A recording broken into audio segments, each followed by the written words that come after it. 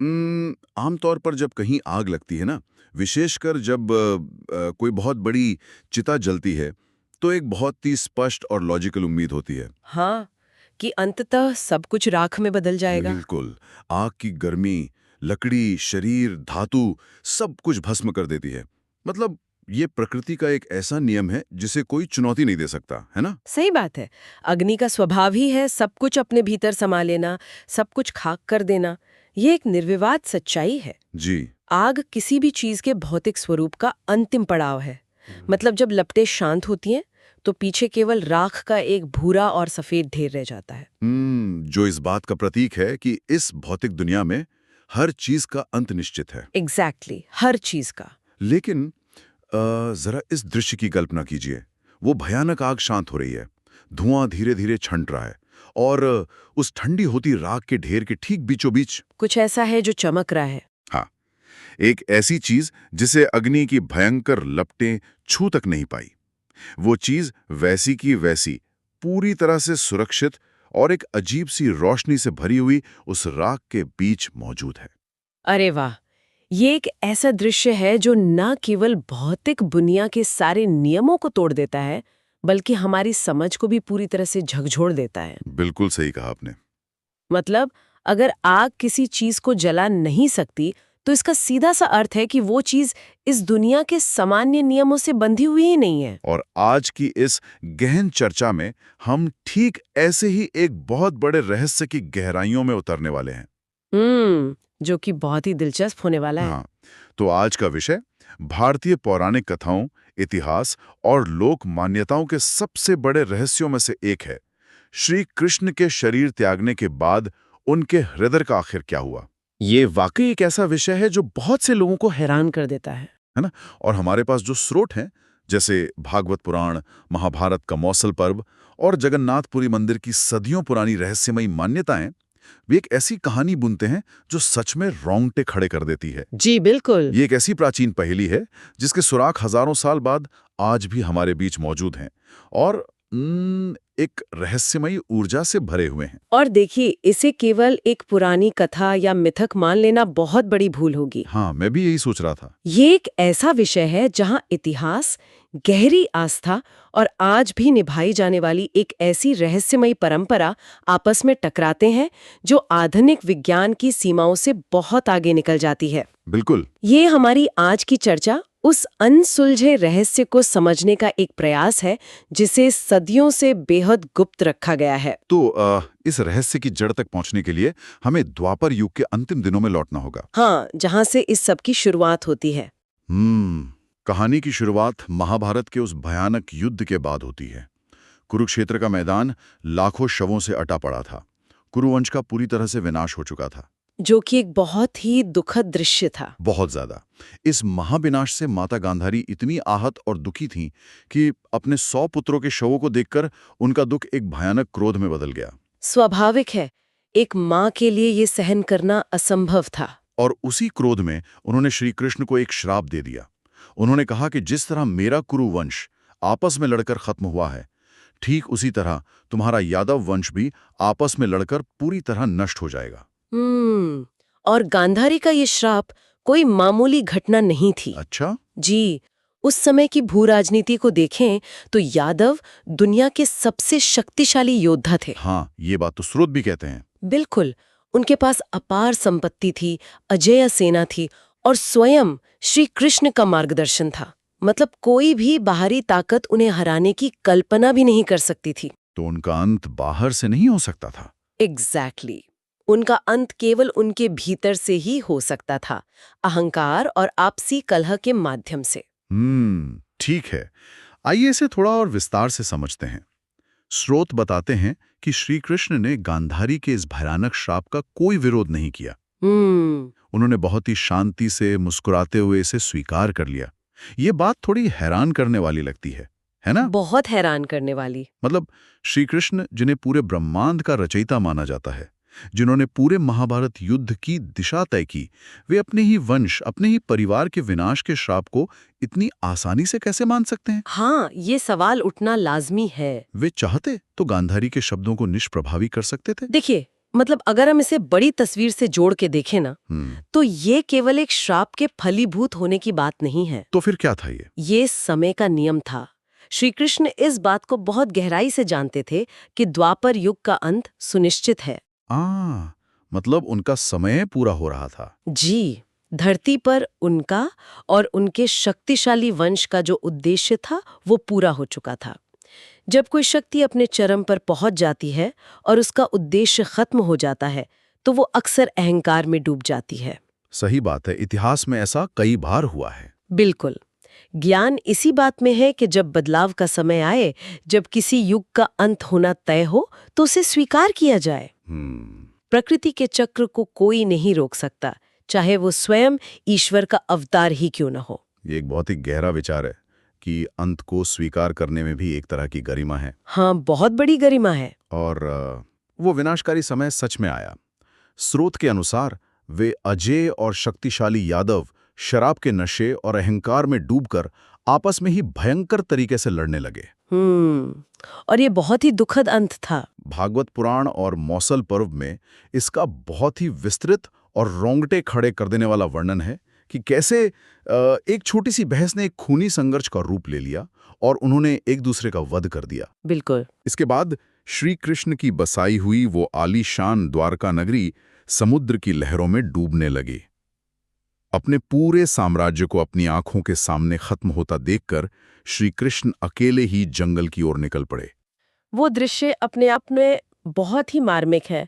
मतलब जरा सोचिए, एक राजा, एक अवतार जिसने पूरे युग की नियति तय की, जी। वो अंत में अपने सारे राजसी वस्त्र, अपना मुकुट, अपना साम्राज्य पीछे छोड़कर एक शांत जंगल में चला जाता है। सब कुछ छोड़कर। हाँ, ये भौतिक संसार की नश्वरता का सबसे बड़ा उदाहरण है। जो चीजें हम बनाते हैं, चाहे वे कितनी भी महान क्यों न हो, अंततः वे समय के साथ मिट जाती हैं। बिल्कुल सही। इसके बाद कथा उस क्षण पर आती है जो हमारे आज के इस रहस्य की असली नींव रखता है। जहां से ब्रह्म पदार्थ की बात शुरू होती है। हाँ, जंगल में श्री कृष्ण एक पीपल के पेड़ के नीचे गहरे ध्यान में बैठे थे। कथाओं में वर्णन है कि उनके चरण लाल कमल की तरह चमक रहे थे। जी। तभी उस घने जंगल में जरा नाम का एक शिकारी आता है। वो दूर झाड़ियों से उन चमकते हुए चरणों को देखता है और भ्रमवश उन्हें किसी हिरण का कान समझ लेता है। एक बहुत बड़ी भूल। बहुत बड़ी। बिना कुछ सोचे वो अपना विषैला बाण चला देता है। वो बाण सीधे श्री कृष्ण के पैर में लगता है। एक साधारण से शिकारी के बाण से ब्रह्मांड के सबसे शक्तिशाली अवतार का अंत, ये एक बहुत बड़ा विरोधाभास है ना? सुनने में ही अजीब लगता है। जी। और जब वो शिकारी पास आता है और अपनी गलती देखता है, तो उसकी मानसिक स्थिति की कल्पना करना भी मुश्किल है। वो पूरी तरह से टूट जाता है, कांपने लगता है। उसे लगता है कि उसने ब्रह्मांड का सबसे बड़ा पाप कर दिया है। और यहाँ पर ना, इंसान की सहज प्रतिक्रिया क्रोध या शाप देने की होती। बिल्कुल, कोई भी गुस्सा करता। लेकिन श्री कृष्ण ऐसा कुछ नहीं करते। वे दर्द में होने के बावजूद मुस्कुराते हैं। वे उस कांपते हुए शिकारी को माफ कर देते हैं और एक बहुत ही महत्वपूर्ण बात कहते हैं। हाँ, कि वो केवल एक माध्यम है। जी, वे कहते हैं कि तुम डरो मत, तुम केवल एक निमित्त हो, यानी केवल एक माध्यम हो। ये सब मेरी ही इच्छा से समय के चक्र के अनुसार हो रहा है। और ये क्षमादान इस बात को स्थापित करता है कि मृत्यु कोई दुर्घटना नहीं है, बल्कि एक पूर्व निर्धारित प्रक्रिया है। बिल्कुल। इसके बाद जब ये खबर अर्जुन तक पहुंचती है तो वे वहां आते हैं। अर्जुन जो उनके सबसे करीब थे। हाँ, अर्जुन जो महाभारत के सबसे महान योद्धा थे, अपने सखा को इस अवस्था में देखकर फूट फूट कर रोते हैं। फिर वैदिक विधि विधान से चंदन की सुगंधित लकड़ियों पर श्री कृष्ण का अंतिम संस्कार किया जाता है। आग की लपटें उठती हैं और पूरा भौतिक शरीर पंचतत्व में विलीन होने लगता है। और फिर वो चमत्कार होता है। हाँ। और यहीं पर यह बात और भी ज्यादा रोचक हो जाती है। यहीं से भौतिकी के सारे नियम टूटते हैं और वो घटना घटती है जो हजारों सालों से लोगों को हैरान कर रही है। क्योंकि जब वो विशाल चिता जलकर शांत हो जाती है ना, जब सब कुछ राख बन जाता है, तब अर्जुन और वहां मौजूद लोग देखते हैं कि उस राख के बीचों बीच एक दिव्य चीज है। जी, एक दिव्य तेजस्वी पदार्थ है जो अग्नि में बिल्कुल नहीं जला। मतलब ये ऐसा है जैसे किसी भयंकर आग के बीच आपको एक अजेय, धड़कता हुआ और चमकता हुआ हीरा मिल जाए। क्या बात है। जिस पर आग की आंच का कोई असर ही ना हुआ हो। स्रोत बताते हैं कि इसे ब्रह्म पदार्थ या लोक कथाओं में श्री कृष्ण का ब्रह्म हृदय कहा गया है। हम्म। हालांकि पुराणों में इसके लिए सीधे तौर पर धड़कता हुआ दिल शब्द का इस्तेमाल नहीं हुआ है, लेकिन आगे चलकर जगन्नाथ परंपरा में इसे श्रीकृष्ण के एक धड़कते हुए दिव्य तत्व के रूप में ही देखा और पूजा जाता है। देखिए, यहाँ सबसे दिलचस्प बात यह है कि ये घटना एक बहुत ही गहरे दर्शन को दर्शाती है। वो कैसे? जो शरीर भौतिक था, जो हाड़ मांस का बना था, वो अग्नि के नियम के अनुसार पूरी तरह राख हो गया। लेकिन जो ब्रह्म तत्व था, जो ब्रह्मांड की वो वास्तविक शाश्वत ऊर्जा थी, जी। उसे अग्नि नष्ट नहीं कर सकती। हाँ, बिल्कुल। गीता में खुद श्री कृष्ण ने कहा है, नैनम छिंदन्ति शस्त्राणि, नैनम दहति पावका। वाह। मतलब आत्मा को ना शस्त्र काट सकते हैं, ना आग जला सकती है। अरे वाह, क्या बात कही है। जी। तो ये न जलने वाला हृदय इस बात का साक्षात भौतिक प्रतीक बन गया कि आत्मा या वो शुद्ध ऊर्जा भौतिक बंधनों और विनाश से पूरी तरह मुक्त है। ये दर्शन सुनने में बहुत ही शक्तिशाली है, लेकिन जरा उस क्षण के बारे में सोचिए। उस समय जो लोग वहां खड़े थे, उनके लिए ये कोई दार्शनिक विचार नहीं था। हाँ, उनके लिए तो ये एक चमत्कार था। चमत्कार और शायद डरावना भी। हाँ। उनके लिए ये आंखों के सामने घट रही एक डरावनी, अलौकिक और रहस्यमयी घटना थी। वो वस्तु चमक रही थी, उसमें एक असीम ऊर्जा थी। बिल्कुल, लोग तो डर ही गए होंगे। लोग उसे देखकर भय और आश्चर्य से भर गए। उन्हें समझ नहीं आ रहा था कि इसका क्या किया जाए। मतलब आग इसे जला नहीं पाई तो इसे कहाँ रखा जाए। ये एक बहुत बड़ा सवाल था। तो इसलिए ये निर्णय लिया गया कि इस रहस्यमयी चमकती हुई वस्तु को जल में प्रवाहित कर दिया जाए। जल, जिसे हम जीवन का स्रोत मानते हैं। जी। और जल वो प्राकृतिक बल भी है जो चीजों को एक स्थान से दूसरे स्थान तक ले जाता है, उन्हें छुपा लेता है। अग्नि अपना काम नहीं कर पाई, इसलिए उस अजय तत्व को समुद्र की विशालता को सौंप दिया गया। और यहीं से उस ब्रह्म पदार्थ की एक बहुत ही रहस्यमयी जल यात्रा शुरू होती है। हाँ, जो बहुत लंबी थी। कहा जाता है कि वो दिव्य प्रकाश नदियों की तेज धारा से होता हुआ समुद्र की लहरों के साथ कई दिनों, रातों, शायद कई महीनों तक बहता रहा। और स्रोत के अनुसार उस यात्रा के दौरान जो कोई भी उसके पास जाने की कोशिश करता, उसे एक अजीब सी दिव्य ऊर्जा महसूस होती। कोई उसे सीधा छूने की हिम्मत नहीं कर पाता था। वो ऊर्जा इतनी तीव्र थी। बिल्कुल। अंततः वो रहस्यमयी तत्व बहता हुआ पूर्वी तट पर उड़ीसा के समुद्र तट तक पहुंचा, ठीक उसी जगह जहां आज जगन्नाथपुरी का विशाल मंदिर स्थित है। तो मतलब एक अज्ञात यात्रा के बाद वो ऊर्जा अपने सही गंतव्य, अपनी नियति तक पहुंच गई। हाँ, लेकिन जरा रुकिए, मेरे दिमाग में यहाँ एक बहुत ही तार्किक सवाल आ रहा है। बताइए। और मुझे यकीन है कि ये सवाल इसे सुन रहे कई लोगों के मन में आ रहा होगा। मान लीजिए कि उड़ीसा के समुद्र तट पर एक लकड़ी का टुकड़ा या कोई चमकती हुई वस्तु बहकर आ गई, तो वहां के राजा, साधु संतों या पुजारियों को ये कैसे पता चला कि ये कोई साधारण चमकती हुई लकड़ी या कोई समुद्री चीज नहीं है, बल्कि सीधे तौर पर श्री कृष्ण का ही हृदय या उनका ब्रह्म तत्व है? ये एक बहुत अच्छा सवाल है। मतलब क्या ऐसा नहीं हो सकता कि उन्होंने बस एक अजीब सी लकड़ी देखी हो और एक स्थानीय देवता को स्थापित करने के लिए उसके इर्द गिर्द इतनी बड़ी पौराणिक कहानी कर दी हो? हाँ, ये एक बहुत ही वाजिब और तार्किक संदेह है। मतलब अगर हम इसे विशुद्ध रूप से एक इतिहासकार या एक संशयवादी की नज़र से देखें तो ये तर्क बिल्कुल सही लगता है। जी। लेकिन जब हम आस्था और आध्यात्मिकता के दायरे में उतरते हैं तो चीज़ों को मापने का पैमाना बदल जाता है। कैसे? स्रोत स्पष्ट करता है कि वहाँ के साधु संतों ने जब उस वस्तु को देखा तो ये केवल देखने की बात नहीं थी। उन्होंने उसमें एक असाधारण ऊर्जा महसूस की। कुछ कथाओं के अनुसार जब वे उसके करीब गए तो उन्होंने उसमें एक हल्की धड़कन, एक स्पंदन और एक प्रकाश का अनुभव किया। क्या बात कर रहे हैं? एक स्पंदन? जी, एक वाइब्रेशन। मतलब आप कह रहे हैं कि ये भौतिक प्रमाण का नहीं बल्कि सीधे तौर पे व्यक्तिगत अनुभूति का मामला था। बिल्कुल। आध्यात्मिकता में किसी वस्तु का भौतिक स्वरूप उतना मायने नहीं रखता जितना कि वो अनुभूति मायने रखती है जो उस ऊर्जा के संपर्क में आने पर इंसान के भीतर पैदा होती है। ये बात तो है। वो असीम ऊर्जा ही थी जिसने उन लोगों के भीतर ये अटूट विश्वास पैदा किया कि ये कोई साधारण लकड़ी नहीं है, ये भगवान श्री कृष्ण का ही अंश है। विज्ञान जिस चीज को तार्किक प्रमाण से मापता है, आध्यात्मिकता उसे अनुभूति और चेतना से मापती है। ये नजरिया वाकई सोचने पर मजबूर करता है। तो अब जब वो पवित्र तत्व उड़ीसा के तट पर पहुंच गया, जिसे कथाओं में दारू ब्रह्म या पवित्र लकड़ी कहा गया है, जी, तो उसे रखने के लिए एक स्वरूप की आवश्यकता थी, एक ऐसा शरीर जो उस असीम ऊर्जा वाले हृदय को धारण कर सके। और यहाँ से ये कहानी मालवा के राजा इंद्रद्युम्न की ओर मुड़ती है। हाँ, राजा इंद्रद्युम्न जो भगवान विष्णु के परम भक्त थे। बिल्कुल। और जो हमेशा से ईश्वर के एक साक्षात स्वरूप की खोज में थे। जी। राजा इंद्रद्युम्न को एक रात एक बहुत ही स्पष्ट सपना आता है। सपने में स्वयं भगवान विष्णु उनसे कहते हैं कि समुद्र तट पर एक पवित्र लकड़ी आने वाली है। और उसी लकड़ी से तुम्हें मेरा नया स्वरूप, मेरी मूर्ति बनानी है। जब राजा अपने सैनिकों के साथ वहां पहुंचते हैं तो उन्हें सच में समुद्र की लहरों के बीच वो विशाल लकड़ी मिलती है। ये अपने आप में बहुत बड़ी बात थी। बहुत बड़ी।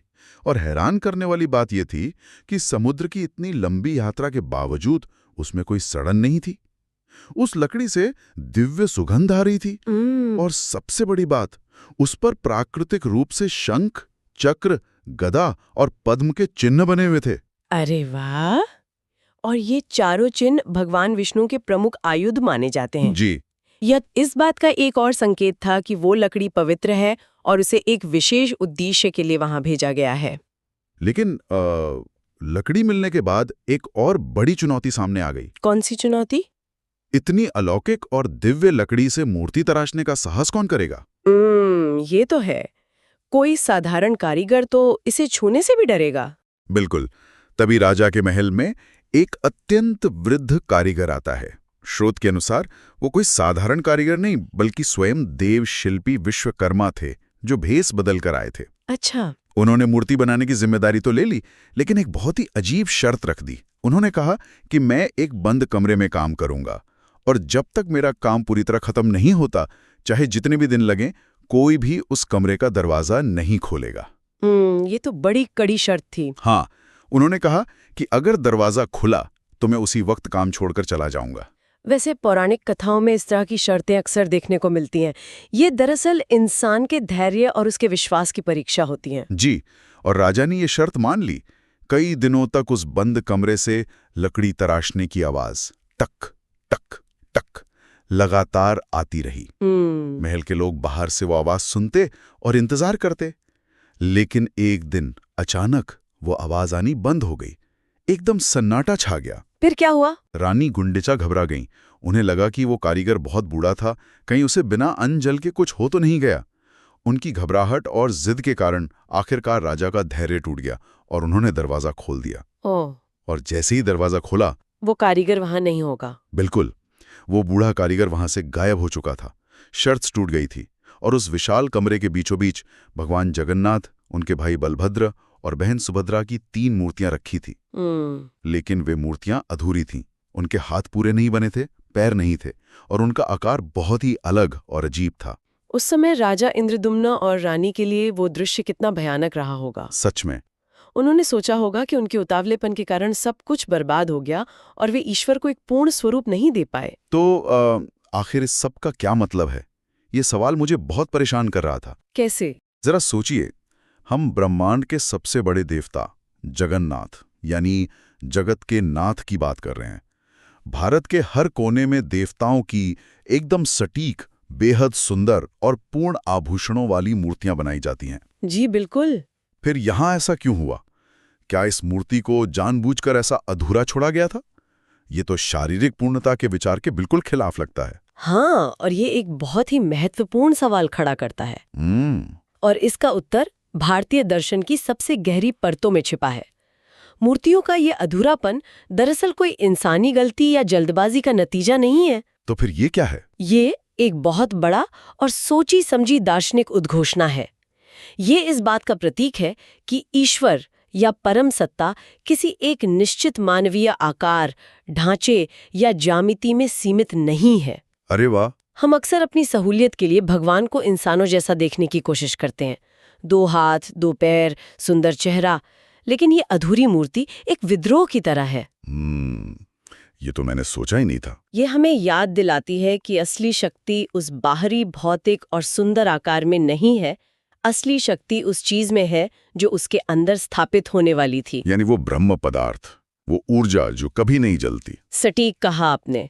वो ढांचा कैसा भी हो, चाहे वो अधूरा ही क्यों ना दिखे, चाहे उसकी आंखें असामान्य रूप से बड़ी क्यों ना हो, अगर उसके भीतर वो दिव्य तत्व है तो वो अपने आप में पूर्ण है। बिल्कुल। ये पूरी मानवता के लिए एक सबक भी है कि बाहरी सुंदरता, रंग रूप या शारीरिक पूर्णता से ज्यादा महत्वपूर्ण आपके भीतर की आंतरिक ऊर्जा है। ईश्वर अपूर्णता में भी पूर्ण है। ये वाकई एक ऐसा नजरिया है जो इस पूरी कहानी को देखने का ढंग ही बदल देता है। जी, और फिर वही हुआ जो होना तय था। पुजारियों ने बड़े ही सम्मान और गुप्त तरीके से उस दिव्य ब्रह्म पदार्थ को उस अधूरी सी दिखने वाली मूर्ति के भीतर एक खोखले स्थान में स्थापित कर दिया। रूप मान लिया गया। और देखिए, सबसे बड़ी बात यह है कि वो मान्यता केवल उस प्राचीन समय तक सीमित नहीं रही। हाँ, वो परंपरा आज भी इस आधुनिक युग में उतनी ही मजबूती के साथ कायम है। बिल्कुल। और मैं कहूंगा कि यही इस पूरी चर्चा का सबसे ज्यादा हैरान करने वाला और रोंगटे खड़े कर देने वाला हिस्सा है। जी, आज के समय के बारे में सोचिए।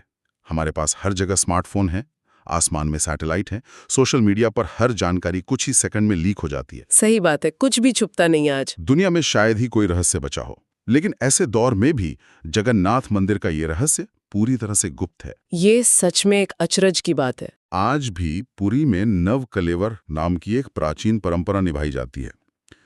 नवकलेवर मतलब नया शरीर धारण करना। हर 12 से 19 साल में जब वे पुरानी लकड़ी की मूर्तियां खराब होने लगती हैं तो उन्हें बदला जाता है और उस ब्रह्म तत्व को पुरानी मूर्ति के भीतर से निकालकर नई मूर्ति में डाला जाता है। और ये एक बेहद संवेदनशील, पवित्र और रहस्यमयी प्रक्रिया है जिसके नियम हजारों सालों से नहीं बदले हैं। बिल्कुल नहीं बदले। स्रोत के अनुसार इस प्रक्रिया को करने का अधिकार केवल कुछ विशेष पुजारियों को है, जिन्हें दैतापति कहा जाता है। और जब वे इस तत्व को स्थानांतरित करते हैं तो पूरे शहर की बिजली काट दी जाती है। अरे बाप रे! जी, मंदिर में घोर अंधेरा होता है। पुजारियों की आंखों पर रेशम की मोटी पट्टी बांधी जाती है ताकि वे खुद भी ना देख सकें कि वे क्या छू रहे हैं। उनके हाथों पर कपड़ा लपेटा जाता है। मतलब पूरी तरह से गोपनीयता। पूरी तरह से। कोई कैमरा नहीं, कोई रिकॉर्डिंग नहीं, कोई तस्वीर नहीं। और जो पुजारी इसे बदलते हैं वे आज भी ये दावा करते हैं कि जब वे उस तत्व को हाथ में लेते हैं तो उन्हें उसमें एक अजीब सी धड़कन महसूस होती है। क्या बात कर रहे हैं? आज भी? जी, आज भी। वे कहते हैं कि ऐसा लगता है जैसे कोई खरगोश उनके हाथ में उछल रहा हो। एक बहुत ही शक्तिशाली और जीवित ऊर्जा। ये बात सच में दिमाग को सुन्न कर देने वाली है कि इतने हजारों सालों बाद भी वो अनुभव वैसा का वैसा ही बना हुआ है। और यही बात इस पूरे विषय को इतना असाधारण बनाती है। लाखों करोड़ों भक्तों के लिए जगन्नाथपुरी में रखी वो मूर्ति केवल एक लकड़ी का तराशा हुआ ढांचा नहीं है। उनके लिए वो श्री कृष्ण का धड़कता हुआ जीवित स्वरूप है। बिल्कुल। ये परंपरा इतिहास, लोक मान्यताओं और आस्था का एक ऐसा अनोखा संगम है जो आधुनिक विज्ञान की समझ और तर्कों से बहुत आगे निकल जाता है। हाँ। यह हमें दिखाता है कि विश्वास की शक्ति कितनी प्रबल होती है और कैसे एक अदृश्य अनुभव को पीढ़ी दर पीढ़ी बिना किसी भौतिक प्रमाण या तस्वीर के भी इतनी गहराई से जीवित रखा जा सकता है। ये पूरी चर्चा आज हमें बहुत सी चीजों पर दोबारा सोचने को मजबूर करती है। महाभारत युद्ध के विनाश से लेकर गांधारी के उस भयानक श्राप तक, एक शिकारी के उस एक बाण से लेकर जो उसने गलती से चलाया था, आज जगन्नाथपुरी की इस जीवित और गुप्त नवकलेवर परंपरा तक। ये पूरी कहानी एक बात बहुत स्पष्ट करती है। क्या? कि प्रेम, आस्था और वो असीम ऊर्जा समय की सारी सीमाओं को कैसे तोड़ सकते हैं। बिल्कुल। ये हमें ये भी याद दिलाती है कि दुनिया में हर चीज को प्रयोगशाला में सिद्ध करने की जरूरत नहीं होती। सही कहा। कुछ चीजें केवल महसूस की जा सकती हैं और उनका अस्तित्व उसी एहसास में टिका होता है। और इस जानकारी के युग में जहां हम हर चीज का प्रूफ मांगते हैं, गूगल पर हर चीज का जवाब ढूंढते हैं, हाँ, हमारी आदत हो गई है। ये समझना बहुत जरूरी है कि ये केवल किसी पुरानी किताब में लिखी कोई प्राचीन कहानी नहीं है। ये इस बात का प्रमाण है कि आज के इस इंफॉर्मेशन ओवरलोड वाले समय में भी कुछ रहस्य और कुछ मान्यताएं ऐसी हैं जो इंसान को एक असीम शांति, ऊर्जा और एक ऐसा गहरा विश्वास देती हैं जिसकी उसे सबसे ज्यादा जरूरत है। बहुत गहरी बात है ये। कभी कभी रहस्यों का रहस्य ही बने रहना हमारे जीवन को ज्यादा खूबसूरत बनाता है। बिल्कुल। हर रहस्य को सुलझाना जरूरी नहीं है। कुछ रहस्य इसलिए होते हैं ताकि वे हमें यह एहसास करा सकें कि हम और हमारा विज्ञान इस अनंत ब्रह्मांड के सामने अभी भी कितने छोटे हैं। तो आज की इस गहरी चर्चा को समाप्त करने से पहले मैं एक ऐसा विचार छोड़ना चाहता हूं जो हमारे आज के किसी स्रोत में तो नहीं लिखा, लेकिन इस पूरी कहानी को सुनने के बाद मेरे दिमाग में लगातार गूंज रहा है। बताइए। जरा इसके बारे में गहराई से सोचिएगा।